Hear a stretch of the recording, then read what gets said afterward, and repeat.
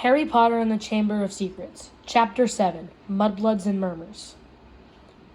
Harry spent a lot of time over the next few days dodging out of sight whenever he saw Gilderoy Lockhart coming down a corridor. Harder to avoid was Colin Creevey, who seemed to have memorized Harry's schedule. Nothing seemed to give Colin a bigger thrill than to say, "All right, Harry," 6 or 7 times a day and hear, "Hello, Colin," back, however exasperated Harry sounded when he said it. Hedwig was still angry with Harry about the disastrous car journey, and Ron's wand was still malfunctioning, surpassing itself on Friday morning by shooting out of Ron's hand in charms and hitting tiny old Professor Flitwick squarely between the eyes, creating a large, throbbing green boil where it had struck. So with one thing and another, Harry was quite glad to reach the weekend. He, Ron, and Hermione were planning to visit Hagrid on Saturday morning. Harry, however, was shaken awake several hours earlier than he would have liked by Oliver Wood, captain of the Gryffindor Quidditch team. "What's the matter?" said Harry groggily. "Quidditch practice," said Wood. "Come on." Harry squinted at the window. There was a thin mist hanging across the pink and gold sky. Now that he was awake, he couldn't understand how he could have slept through the racket the birds were making. "Oliver," Harry croaked, "it's the crack of dawn." "Exactly," said Wood. He was a tall and burly 6th year, and at the moment his eyes were gleaming with a crazed enthusiasm. "It's part of our new training program. Come on, grab your broom and let's go," said Wood heartily. "None of the other teams have started training yet. We're going to be first off the mark this year." Yawning and shivering slightly, Harry climbed out of bed and tried to find his Quidditch robes. "Good man," said Wood. "Meet you on the field in 15 minutes. When he'd found his scarlet team robes and pulled on his cloak for warmth, Harry scribbled a note to Ron explaining where he'd gone and went down the spiral staircase to the common room, his Nimbus 2000 on his shoulder. He had just reached the portrait hole where there was a clatter behind him, and Colin Creevey came dashing down the spiral staircase, his camera swinging madly around his neck and something clutched in his hand. "I've got someone saying your name on the stairs, Harry. Look what I've got here. I've had it developed. I wanted to show you." Harry looked bemusedly at the photograph Colin was brandishing under his nose. A moving black and white Lockhart was tugging hard on an arm Harry recognized as his own. He was pleased to see that the photographic self was putting up a good fight and refusing to be dragged into view. As Harry watched, Lockhart gave up and slumped, panting, against the white edge of the picture. "Will you sign it?" said Colin eagerly. "No," said Harry flatly, glancing around to check that the room was really deserted. "Sorry, Colin, I'm in a hurry. Quidditch practice." He climbed through the portrait hole. "Oh, wow, wait for me. I've never watched a Quidditch game before." Colin scrambled through the hole after him. "It'll be really boring," Harry said quickly, but Colin ignored him, his face shining with excitement. "You were the youngest house player in 100 years, weren't you, Harry? Weren't you?" said Colin, trotting alongside him. "You must be brilliant. I've never flown. Is it easy? Is that your own broom? Is it the best one that there is?" Harry didn't know how to get rid of him. It was like having an extremely talkative shadow. "I don't really understand Quidditch," said Colin breathlessly. "Is it true that there are 4 balls and 2 of them fly around trying to knock people off their brooms?" "Yes," said Harry heavily, resigned to explaining the complicated rules of Quidditch. "They're called bludgers. There are 2 beaters on each team who carry clubs to beat the bludgers away from their side. Fred and George Weasley are the Gryffindor beaters." "And what are the other balls for?" Colin asked, tripping down a couple of steps because he was gazing open-mouthed at Harry.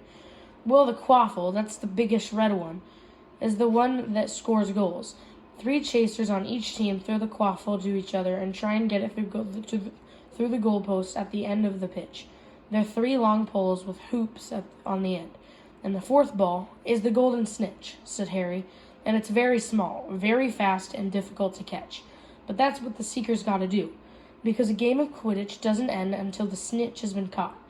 And whichever team's seeker gets the snitch earns his team an extra 150 points. And you're the Gryffindor seeker, aren't you?" said Colin in awe. "Yes," said Harry, as they left the castle and started across the dew-drenched grass. "And there's the keeper, too. He guards the goalposts. That's it, really." But Colin didn't stop questioning Harry all the way down the sloping lawns to the Quidditch field, and Harry only shook him off when he reached the changing rooms. Colin called after him in a piping voice, "I'll go get a good seat, Harry," and hurried off to the stands. The rest of the Gryffindor team were already in the changing room. Wood was the only person who looked truly awake. Fred and George Weasley were sitting puffy-eyed in tousle hair next to the fourth-year Alika Spinnet, who seemed to be nodding off against the wall behind her.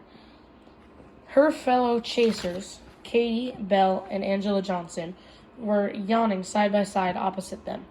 "There you are, Harry. What kept you?" said Wood briskly. "Now I want a quick talk with you all before we actually get onto the field, because I spent the summer devising a whole new different training program, which I really think will make all the difference." Wood was holding up a large diagram of a Quidditch field, on which were drawn many lines, arrows, and crosses in different colored links. He took out his wand, tapped the board, and the arrows began to wiggle over the diagram like caterpillars. As Wood launched into a speech about his new tactics, Fred Weasley's head drooped right onto Alika Spinnet's shoulder, and he began to snore. That first board took nearly 20 minutes to explain, but there was another board under that, and a third one under that one. Harry sank into a stupor as Wood droned on and on. "So," said Wood, as long last jerking Harry away from a wistful fantasy about what he would be eating for breakfast at this very moment up at the castle, "is that clear? Any questions?" "I've got a question, Oliver," said George, who had woken with a start. "Why couldn't you have told us all yesterday when we were awake?" Wood wasn't pleased. "Now listen here, you lot," he said, glowering at them all. "We should have won that Quidditch Cup last year. We're easily the best team, but unfortunately, owing to circumstances beyond our control," Harry shifted guiltily in his seat. He had been unconscious in the hospital wing for that final match of the previous year, meaning that Gryffindor had a player short and suffered their worst defeat in 300 years. Wood took a moment to regain control of himself. Their last defeat was clearly still torturing him, so this year we trained harder than ever before. "Okay, let's go put our new theories into practice," Wood shouted, seizing his broomstick and leading the way out of the locker rooms. Stiff-legged and still yawning, his team followed. They had been in the locker room for so long that the sun was up completely now, although remnants of mist hung over the grass in the stadium. As Harry walked onto the field, he saw Ron and Hermione sitting in the stands. "Aren't you finished yet?" called Ron incredulously.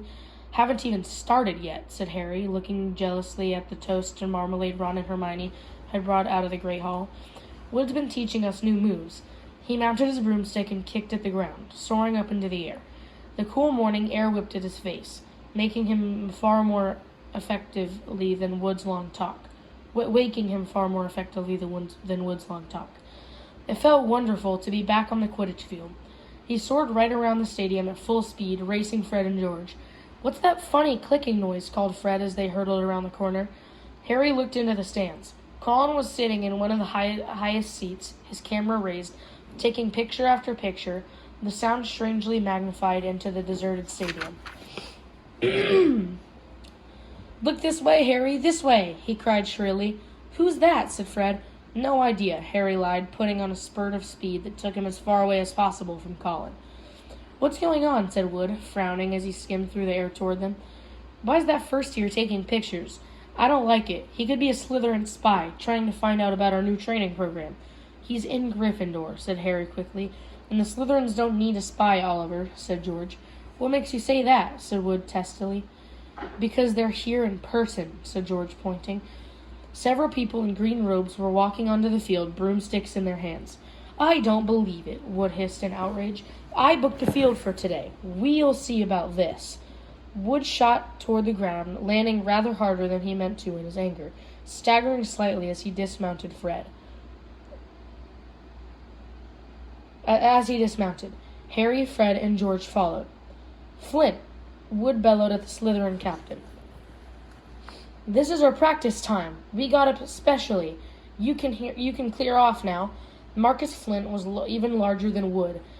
He had a look of trollish cunning on his face, and as he replied, "Plenty of room for all of us, Wood." Angelina, Alicia, and Katie had come over too.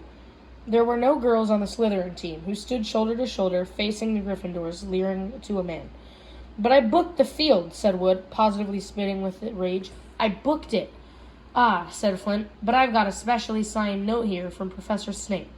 I, Professor S. Snape, give the Slytherin team permission to take practice today on the Quidditch field, owing to the need to train their new seeker." "You've got a new seeker?" said Wood, distracted. "Where?" And from behind the six large figures before them came a seventh, smaller boy, smirking all over his pale, pointed face. It was Draco Malfoy. "Aren't you Lucius Malfoy's son?" said Fred, looking at Malfoy with dislike. "Funny you should mention Draco's father," said Flint, as the whole Slytherin team smiled still more broadly. "Let me show you the generous gift he's made to the Slytherin team." All seven of them held out their new broomsticks. 7 highly polished, brand new handles, 7 sets of gold fine lettering spelling the words Nimbus 2001 gleamed under the Gryffindor's noses in the early morning sun. "Very latest model, only came out last month," said Flint carelessly, flicking a speck of dust from the end of his own. "I believe it outstrips the old 2000 series by a considerable amount. As for the old clean sweeps..." He smiled nastily at Fred and George, who were both clutching clean sweep 5s, sweeps the board with them. None of the Gryffindor team could think of anything to say for a moment. Malfoy was smirking so broadly his cold eyes were reduced to slits. "Oh, look," said Flint, "a field invasion." Ron and Hermione were crossing the grass to see what was going on. "What's happening?" Ron asked Harry. "Why aren't you playing? And what's he doing here?" He was looking at Malfoy, taking in his Slytherin Quidditch robes. "I'm the new Slytherin Seeker, Weasley," said Malfoy smugly. "Everyone's just been admiring the brooms my father brought our team." Ron gaped, open-mouthed, at the 7 superb broomsticks in front of him. "Good, aren't they?" said Malfoy smoothly. "But perhaps the Gryffindor team will be able to raise some gold and get new brooms too. You could raffle off those clean sweep 5s. I expect a museum would bid for them." The Slytherin team howled with laughter. "At least no one on the Gryffindor team had to buy their own way in," said Hermione sharply. "They got in on pure talent." The smug look on Malfoy's face flickered. "No one asked you for your opinion, you filthy little mudblood," he spat. Harry knew at once that Malfoy had said something really bad because there was an instant uproar at his words. Flint had to dive in front of Malfoy to stop Fred and George jumping on him. Alicia shrieked, "How dare you!" And Ron plunged his hand into his robes, taking out his wand, yelling, "You'll pay for that one, Malfoy," and pointed it furiously under Flint's arm at Malfoy's face. A loud bang echoed around the stadium, and a jet of green light shot out the wrong end of Ron's wand, hitting him in the stomach and sending him reeling backwards onto the grass. "Ron, are you all right?" squealed Hermione. Ron opened his mouth to speak, but no words came out. Instead, he gave an almighty belch, and several slugs dribbled out of his mouth onto his lap.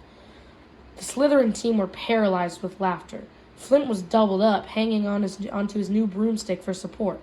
Malfoy was on all fours, banging the ground with his fist. The Gryffindors were gathered around Ron, who kept belching large, glistening slugs. Nobody seemed to want to touch him. "We'd better get him to Hagrid's. It's nearest," said Harry to Hermione, who nodded bravely, and the pair of them pulled Ron up by the arms. "What happened, Harry? What happened? Is he ill? But you can cure him, can't you?"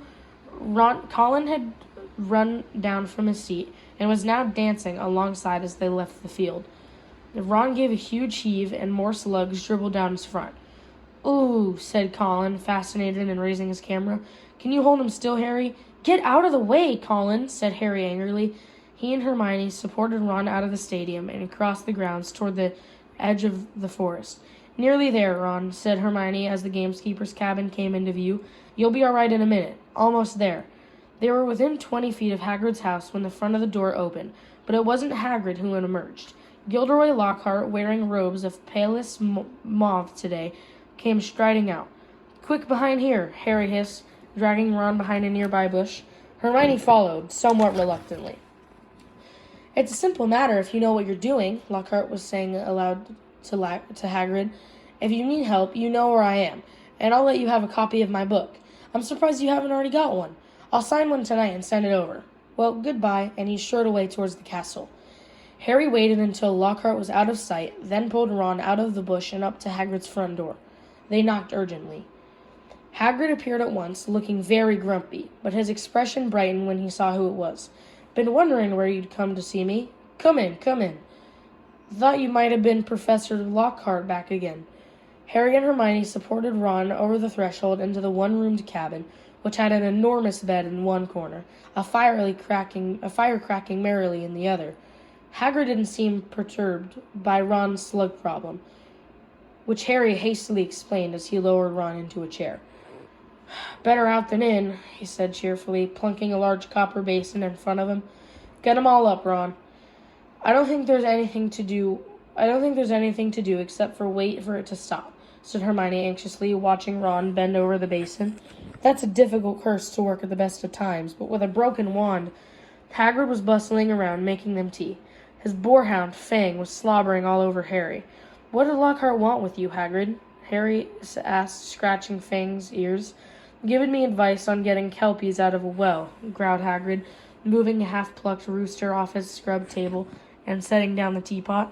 "Like I don't know, and banging on about some banshee he banished.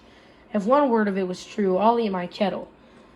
It was not unlike Hagrid to criticize a Hogwarts teacher, and Harry looked at him in surprise. Hermione, however, said in a voice somewhat higher than usual, "I think you're a bit unfair. Professor Dumbledore obviously thought he was the best man for the job." "He was the only man for the job," said Hagrid, offering them a plate of Triaco toffee, while Ron coughed squelchily into his basin. "And I mean the only one. Getting very difficult to find anyone for the dark arts job. People aren't too keen to take it on. See? They're starting to think it's jinxed. No one's lasted for a while now. So tell me," said Hagrid, jerking his head at Ron, "who is he trying to curse?" Malfoy called Hermione something. "It must have been really bad because everyone went wild." "It was bad," said Ron hoarsely, emerging over the tabletop looking pale and sweaty. "Malfoy called her mudblood, Hagrid." Ron dived out of sight, and again as fresh a wave of slugs made their appearance. Hagrid looked outraged. "He didn't," growled Hermione. "He did," she said. He growled at Hermione. "He did," she said. "But I don't know what it means. I could tell it was really rude, of course. It's about the most insulting thing he can think of," gasped Ron, coming back up. "Mudblood's a really foul name for someone who's muggle-born, you know, non-magic parents. There are some wizards, like Malfoy's family, who think they're better than everyone else because they're what people call pure blood." He gave a simple burp, and a single slug fell into his outstretched hand. He threw it into the basin and continued, "I mean, the rest of us know it doesn't make any difference at all. Look at Neville Longbottom. He's pure blood, and he can hardly stand a cauldron the right way up. And they haven't invented a smell our Hermione can't do," said Hagrid proudly, making Hermione go a brilliant shade of magenta. "It's a disgusting thing to call someone," said Ron, wiping his sweaty brow with a shaking hand. "Dirty blood, see? Common blood. It's ridiculous. Most wizards these days are half-blood anyway. If we hadn't married muggles, we would have died out." He retched and ducked out of sight again. "Well, I don't blame you for trying to curse him, Ron," said Hagrid loudly over the thuds of more slugs hitting the basin. "But maybe it was a good thing your wand backfired. Expect Lucius Malfoy would have come marching up to the school if you cursed his son. At least you're not in trouble." Harry would have pointed out that trouble didn't come much worse than having slugs pouring out of your mouth, but he couldn't. Hagrid's face, treacle toffee, had cemented his jaws together. "Harry," said Hagrid abruptly, as though struck by a sudden thought, "you got a bone to pick with you, huh? I've heard you've been giving out signed photos. How come I haven't got one?" Furious, Harry wrenched his teeth apart. "I have not been giving out signed photos," he said hotly. "If Lockhart's still spreading that around..." But when he saw that Hagrid was laughing, "I'm only joking," he said, patting Harry genially on the back, sending him face first into the table. "I know you hadn't, really. I told Lockhart you didn't need to. You're more famous than him without trying." "Bet he didn't like that," said Harry, sitting up and rubbing his chin. Don't think he did, said Hagrid, his eyes twinkling. And then I told him I'd never read one of his books again, and he decided to go. Treacle coffee, Ron? He added as Ron appeared. No thanks, Ron said weakly. Better not risk it. Come and see what I've got growing, said Hagrid as Harry and Hermione finished the last of their tea. In the small vegetable patch behind Hagrid's house were a dozen of the largest pumpkins Harry had ever seen. Each was the size of a large boulder. Getting on well, aren't they? Said Hagrid happily. For the Halloween feast. Should be big enough by then. What have you been feeding them? Said Harry. Hagrid looked over his shoulder to check that they were alone. Well, I've been giving them, a bit of help. Harry noticed Hagrid's flowery pink umbrella leaning against the back wall of the cabin. Harry had reason to believe before that now that this umbrella was not all it looked. In fact, he had the strong impression that Hagrid's old school wand was concealed inside of it. Hagrid wasn't supposed to use magic. He had been expelled from Hogwarts his third year, but Harry had never found out why. Any mention of the matter, and Hagrid would clear his throat loudly and become mysteriously deaf until the subject was changed. An engorgement charm, I suppose, said Hermione, halfway between disapproval and amusement. Well, you've done a good job on them. That's what your little sister said Hagrid, nodding at Ron. Met her just yesterday. Hagrid looked sideways at Harry, his beard twitching. Said she was just looking around the grounds, but I reckon she was hoping she might run into someone else at my house. He winked at Harry. If you ask me, she wouldn't say no. She wouldn't say no to a sign. Oh, shut up, said Harry. Ron snorted with laughter, and the ground was sprayed with slugs. Watch it, Hagrid roared, pulling Ron away from his precious pumpkins. It was nearly lunchtime, and as Harry had only one bit of treacle coffee since dawn, he was keen to go back to the school to eat. They said goodbye to Hagrid and walked back up to the castle, Ron hiccuping occasionally, but only bringing up 2 small slugs. They had barely set foot in the cool entrance hall when a voice rang out. There you are, Potter. Weasley, Professor McGonagall was walking toward them, looking stern. You will both do your detentions this evening. What are we doing, Professor? Said Ron, nervously suppressing a burp. You will be polishing the silver in the trophy room with Mr. Filch, said Professor McGonagall. And no magic, Weasley. Elbow grease. Ron gulped. Argus Filch, the caretaker, was loathed by every student at the school. And you, Potter, will be helping Professor Lockhart answer his fan mail, said Professor McGonagall. Oh, no. Professor, can't I go to the trophy room too? Said Harry desperately. Certainly not, said Professor McGonagall, raising her eyebrows. Professor Lockhart requested you particularly. 8 o'clock sharp, both of you. Harry and Ron slouched in the great hall in states of deepest gloom. Hermione behind them, wearing a well you did break school rules sort of expression. Harry didn't enjoy his shepherd's pie as much as he'd thought. Both he and Ron felt that they got the worst deal. Filch will have me here all night, said Ron heavily. No magic. There must be about 100 cups in that room. I'm no good at muggle cleaning. I'd swap any time, said Harry hollowly. I've had loads of practice with the Dursleys, answering Lockhart's fan mail. He'll be a nightmare.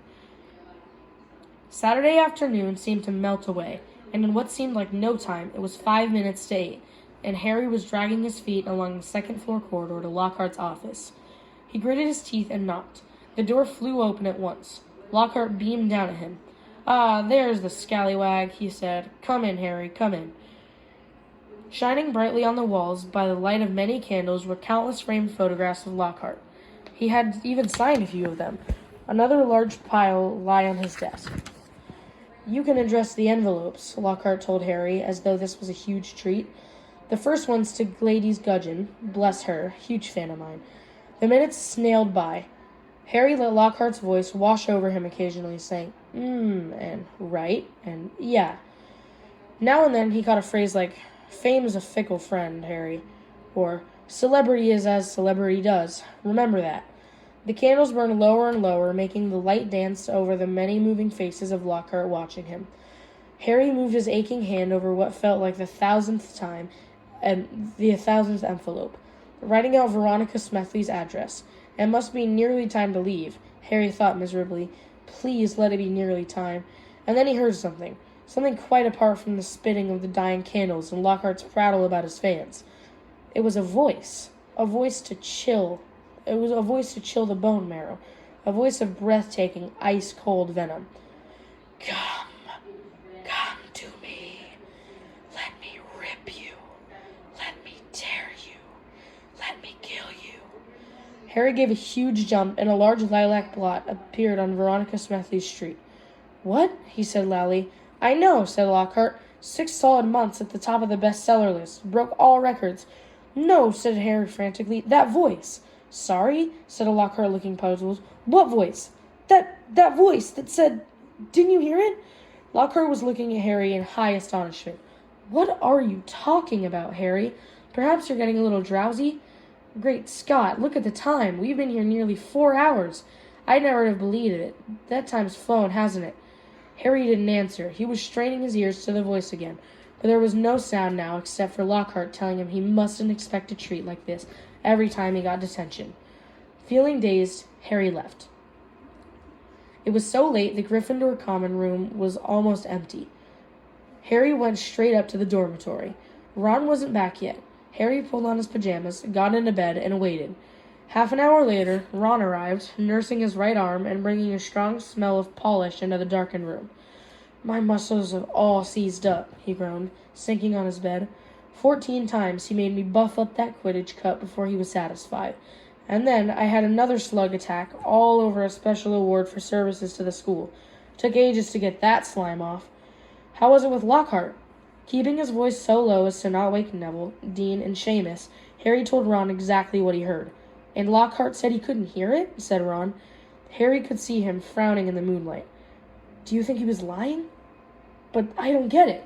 Even someone invisible would have had to open the door. I know, said Harry, lying back in his four-poster and staring at the canopy above him.